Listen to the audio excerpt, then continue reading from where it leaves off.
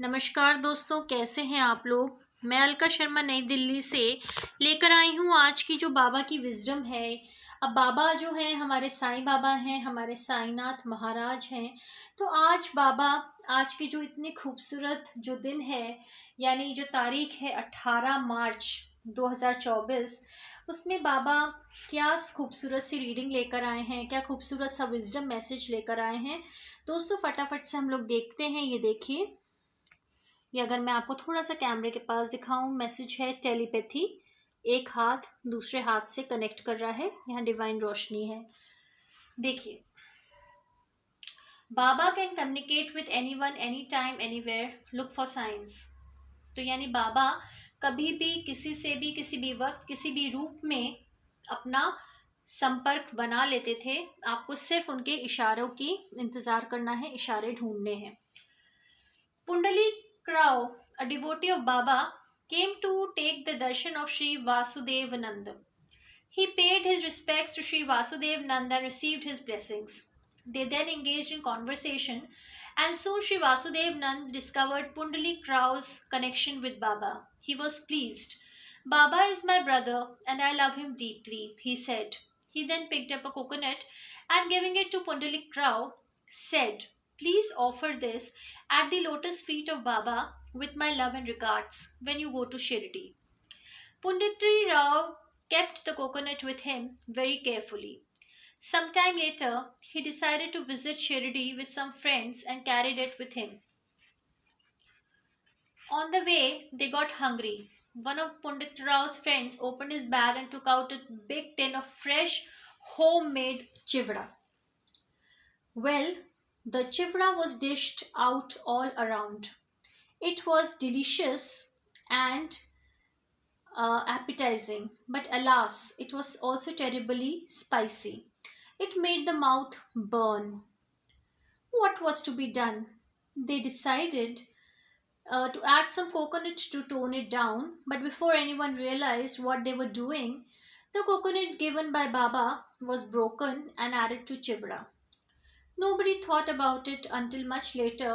Punditli Rao was remorseful and agitated. What was he to say to Baba? On reaching Shirdi, they first went to Dwarka Mai for Baba's darshan. Pundalik Rao was filled with foreboding. Putting on a brave face, he bowed down before Baba. At once Baba said to him, "Where is my gift?" Shamefaced, Pundit Rao narrated what had happened. "I will bring you another coconut to make up for one we wrongly ate." Baba shook his head. "Nah," he said. "Nothing can replace that coconut given to me by my brother. But never mind, what has happened cannot be undone. Next time, do not undertake to do something unless you are sure of fulfilling it." अब क्या हुआ, छोटी सी कथा है ये दोस्तों। पुंडलिक राव एक बहुत ही अच्छे भक्त थे बाबा के, बहुत ही स्टॉन्च डिवोटी थे, बहुत ही मतलब पक्के भक्त थे। और एक बार वो वसुदेव नंद के दर्शन के लिए आए। उन्होंने वासुदेव नंद के जब दर्शन किए तो उन्हें उनकी ब्लेसिंग्स मिली, उनका आशीर्वाद मिला। फिर बातचीत करते हुए श्री वासुदेव नंद ने कहा, मतलब उनको समझ में आया कि पंडित राव का जो कनेक्शन है, जो एक रिश्ता है वो साईं बाबा के साथ भी है। वो बड़े खुश हुए। उन्होंने कहा, "बाबा तो मेरे दोस्त हैं और मैं उनको बहुत प्यार करता हूँ, वो तो मेरे परम मित्र हैं।" उन्होंने एक नारियल उठाया और उन्होंने पंडित राव को कहा देते हुए कि जाओ और इसको मेरी तरफ से बाबा को अर्पण कर देना, क्योंकि इसमें मेरा प्रेम है और मेरी शुभकामनाएं हैं जब भी तुम शिरडी को जाओगे। अब पंडित राव ने वो नारियल अपने पास रख लिया। कुछ समय के बाद जब वो शिरडी गए कुछ दोस्तों से, तो उन्होंने वो नारियल अपने साथ ले लिया। ठीक है। और जब वो वापस जा रहे थे शिरडी, तो एक जो दोस्त थे पंडित राव के, उन्होंने उनका जो बैग था वो निकाला। थैले में से उनको बहुत ही अच्छा सा चिवड़ा दिखा जो घर का बना हुआ था। सभी दोस्त वो चिवड़ा खाने लग गए। लेकिन दोस्तों, वो जो चिवड़ा था ना, वो बड़ा ही मिर्ची थी, उसमें खारा था। तो उन्होंने सोचा कि चलो कुछ नारियल इसमें अगर डाल दें तो इसकी मिर्ची जो है वो कम हो जाएगी। और उन्होंने नारियल को तोड़ दिया, जो कि बाबा को उनके भाई श्री वसुदेव नंद ने भेजा था।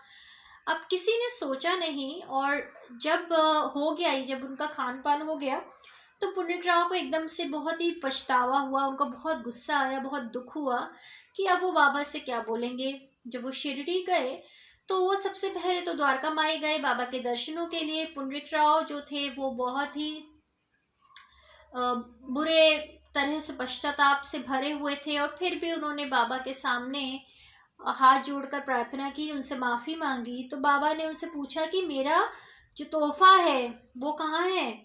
तो पुंडरीक राव ने कहा, सब कुछ उनको कथा सुना दी कि ऐसा ऐसा हुआ बाबा। और बाबा ने बोला कि अब देखो, अब जो भी हुआ सो हुआ, लेकिन अब जो मेरे दोस्त ने मेरे लिए भेजा था, मेरे भाई ने मेरे लिए भेजा था, वो तो नहीं आप ला पाए तुम। चलो कोई बात नहीं, जो भी हुआ सो हुआ, लेकिन अगली बार से अगर तुम कोई भी कार्य ना कर पाओ तो उसको अपने हाथ में भी मत लेना।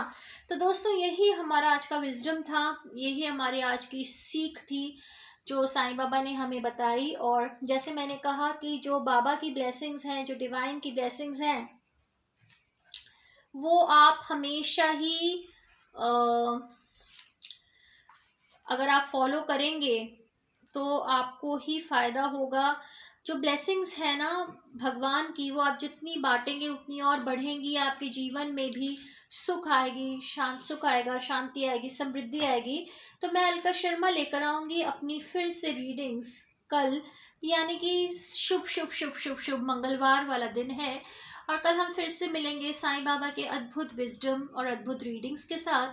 तब तक दोस्तों, मेरा आपसे आग्रह रहेगा कि इस चैनल को ज़रूर लाइक करें और सब्सक्राइब करें, और जितना आप ज़्यादा शेयर करेंगे, साईनाथ की ब्लेसिंग्स, गुरुदेव की ब्लेसिंग्स, खाटू श्याम बाबा की ब्लेसिंग्स, गुरुजी की ब्लेसिंग्स, और हमारे समस्त देवी देवताओं की ब्लेसिंग्स, हमारे ईश्वर की ब्लेसिंग्स आप पर दिन दुना रात चौगुना वर्षा करेंगी अमृत की, और आपके जीवन में हमेशा सुख, स्वास्थ्य और समृद्धि बनी रहेगी।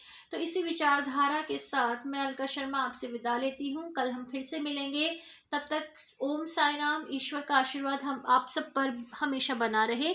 थैंक यू सो मच, शुक्रिया, धन्यवाद।